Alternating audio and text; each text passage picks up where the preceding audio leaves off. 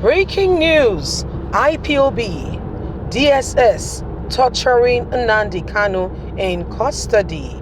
Deji Adeyanju cries out, reveals what is really going on in the den there. Hello, my wonderful people. We know Nigerian security agencies, my dear, they don't get decorum at all. They don't follow the protocol on how to really, interrogate a suspect, as the case may be. Don't forget that nobody is a criminal, even if you catch them in the act, according to the law, until proven guilty. But if you watch Nigerian movie very well, or you, God forbid, say you don't get person with the police custody before, they will whip the person, beat the person. I mean, how many cases have we heard about where people have died in custody during torture? They want them to say what they did not do. In some cases, people end up losing their life when their body cannot hold the level of pain. This is what Deji is talking about that is being done to Nnamdi Kanu. They want him to confess at all costs. But, I mean, there is need for caution here. This guy not be just anybody. Please don't forget to give us a thumbs up.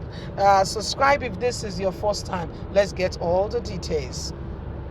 IPOB, DSS torturing Nnamdi Kanu in custody. Deji Adeyanju cries out. The co-conveyor of Concern Nigeria Advocacy Group, Deji Adeyanju, has accused the Department of State Service, DSS, of torturing the leader of the indigenous people of Biafra, Nnamdi Kanu, in custody. Recall that Nnamdi Kanu was reportedly rearrested in Kenya and extradited back to Nigeria last Sunday. He was then rearrayed before Justice Binta, who ordered his remain in the custody of DSS until his next trial date. In a series of posts on his Twitter page, the former PDP member claimed that the rearrested IPOB leader is being tortured, blindfolded for many hours, left on the floor in a cold, air-conditioned room.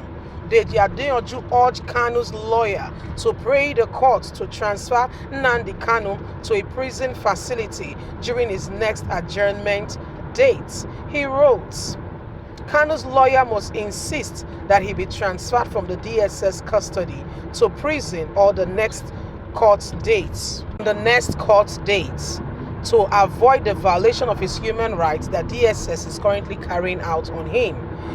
They have also denied him access to his lawyers, family members. This is another major human right violation. They are torturing Nnamdi Kanu.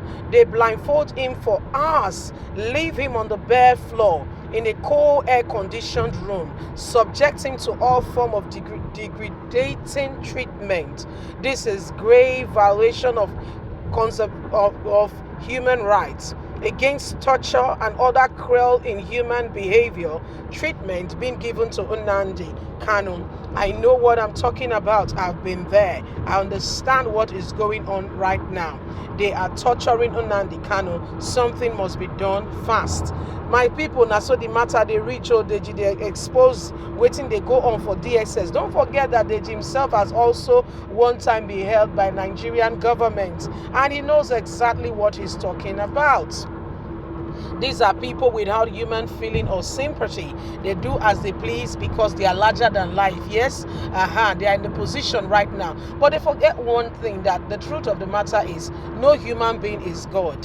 You might be there today, but do you know what tomorrow holds? Do you know what happens next? So this is what he's confirming is going on with Nnamdi Kanu. And I can even imagine, just imagine, they want to prove to him that, we can deal with you. You thought you are a ghost. Nobody can see you. The truth of the matter is we don't even know how this man was brought back to Nigeria in the first place.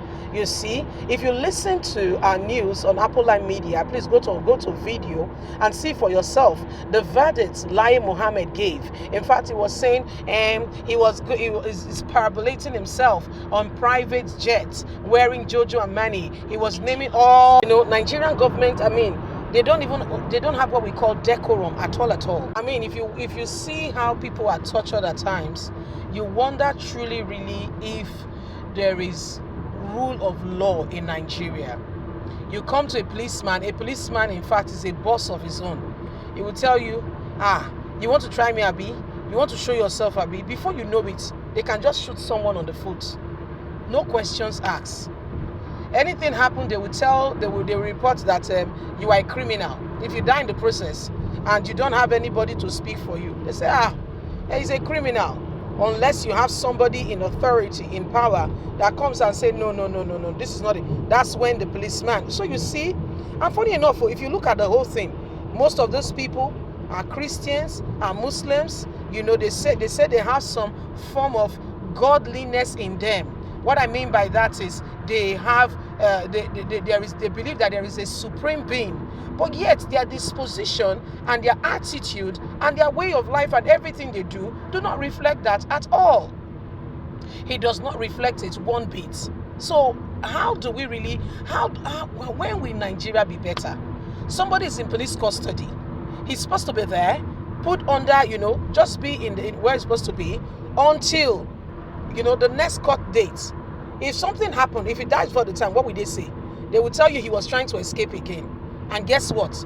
Attorney General of the Federation, Abubakar Malami, will come up and say, yes, he was trying to escape, blah, blah, blah. And they will cover it up so nicely. So when you look at the country, you are really wondering, is everything all right? Are we in the right place? Are things going on well? What's going on in this country? Is there decorum at all? Because when even the British left, our parents told us that things were done, in the British way. All of a sudden, we started having military men, especially from the north, who came to destroy all the legacy and how things were built for us to have the British system, which would have benefited us a great deal. We had them come in, having their coup, their regime, forcefully ruling the people. And you can see that their dominion of oppression, how it had affected the Nigerian whole, as a country today. People have come with their perspective, not minding the fact that there is constitution. Because if you come there without these things, you will come there ruling with your own, your idea. It's not your idea.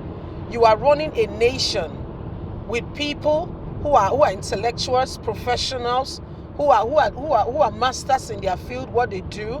Yes. So that's why there is a constitution on how things should go. Funny enough, the constitution itself is fraud. So where do we start from? God will help us. So leave us a comment. We'd like to hear from you. Please don't forget to like us, share, subscribe. God bless you. Bye for now.